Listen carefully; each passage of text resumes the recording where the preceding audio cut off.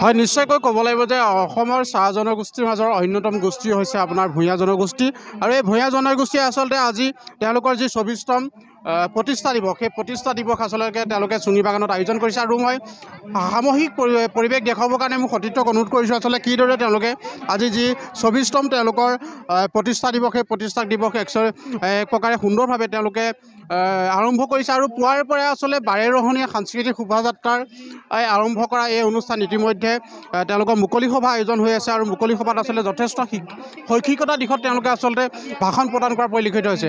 আমি এই মুহূৰ্তত আমি তেওঁলোকৰ বিষয়ববীয়াসকল আছে আমি কথা পাতিব বিচাৰিম। তেওঁলোকে আচলতে যি তেওঁলোকৰ চাহ জনগোষ্ঠী আছিলে সেই চাহ জনগোষ্ঠীৰ মাজত তেওঁলোকে মুকলি সভা আয়োজন কৰি আচলতে উঠি অহা প্ৰজন্মৰ বাবে আচলতে এক শৈক্ষিকতাৰ দিশত তেওঁলোকে আজি এই মুকলি সভাখন আয়োজন কৰিছে। পোনপ্ৰথমে আপোনাক স্বাগতম জনাইছোঁ। ধন্যবাদ। হয় আজি আমাৰ এই প্ৰতিষ্ঠা দিৱসত আপোনালোকে অহা বা আপোনালোকক আমি ধন্যবাদ জনাইছোঁ আৰু আজি দুআষাৰ ক'বলৈ সুযোগ দিয়াৰ কাৰণে আমি নথৈ আনন্দিত হৈছোঁ। আজি আমাৰ এই সদৌ অসম ভূঞা সমাজ প্ৰতিষ্ঠা দিৱসটি আমি প্ৰতি বছৰে মে' মাহৰ ১ তাৰিখে পাতোঁ। যিহেতু এইবাৰ আমাৰ পঞ্চায়তৰ ইলেকশ্যন হোৱাৰ বাবে আমি পিছলৈ আনি আজি তাৰিখত উদযাপন কৰিছোঁ চুঙি চাহ বাগিচা তিনিআলিত আৰু এইটো ২৪তম প্ৰতিষ্ঠা দিৱস। ইয়াত আমাৰ অহা বছৰ আমাৰ ৰূপালী জয়ন্তী হ'ব আৰু সেয়া খুব ধুমধামেৰে আমি পাতিম বুলি এতিয়াৰ পৰা চিন্তা চৰ্চা কৰিছোঁ আৰু আমাৰ এই প্ৰতিষ্ঠা দিৱসৰ উদ্দেশ্য হৈছে আমাৰ ভূঞা সমাজৰ যিখিনি কুসংস্কাৰ অন্ধবিশ্বাস যি আমি নিৰক্ষৰতা হৈ আছোঁ সেইখিনিৰ প্ৰতি আমি সজাগতা আৰু আমাৰ সমাজখন যেন ভৱিষ্যতলৈ আগবাঢ়ি যায় আমাৰ নৱপ্ৰজন্মই কিবা এটা ইয়াৰ পৰা প্ৰেৰণা পায় সেয়ে লৈ আমি আজি এই সভাখন গঠিত আৰম্ভ কৰিছোঁ আৰু আজি আমি এই মুকলি সভাত আমাৰ শিক্ষান্ত পৰীক্ষাত উত্তীৰ্ণ হোৱা কৃতি ছাত্ৰ ছাত্ৰীসকলকো সম্বৰ্ধনা জনাম বুলি আমি আলোচনা কৰিছোঁ।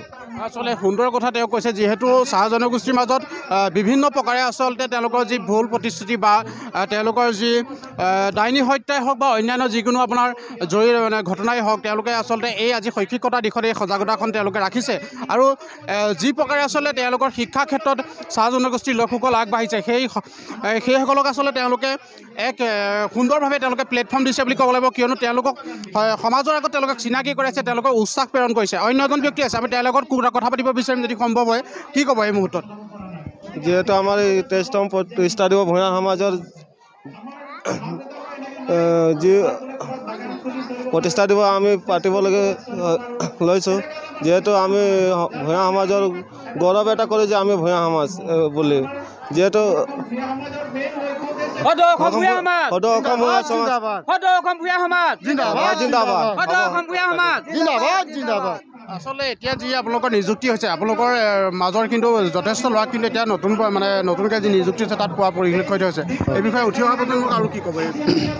এইটোৱে ক'বলৈ বিচাৰিছোঁ যে আমাৰ সমাজখন যেনেকৈ উঠি আহিছে ল'ৰা ছোৱালীকো ভাল ধৰণে পঢ়ি লিখি খাত হৈছে ভাল পোৱা পৰিছে সেইটোৱে আমি আশা ৰাখিছোঁ যাতে অহা দিনত আমাৰ এই সমাজখন আৰু আগলৈ গুচি যাব বুলি এইটোৱে আশা ধন্যবাদ ৰাখিছোঁ। ধন্যবাদ জনাইছোঁ। মই পুনৰ মোৰ সতীৰ্থক আচলতে তেওঁলোকৰ ভিতৰৰ মুকলি সভাৰ পৰিৱেশ এই মুকলি সভাৰ পৰিৱেশ আচলতে পোনপটীয়া সমস্যাৰ যোগে আমি দেখুৱাবলৈ চেষ্টা কৰিম।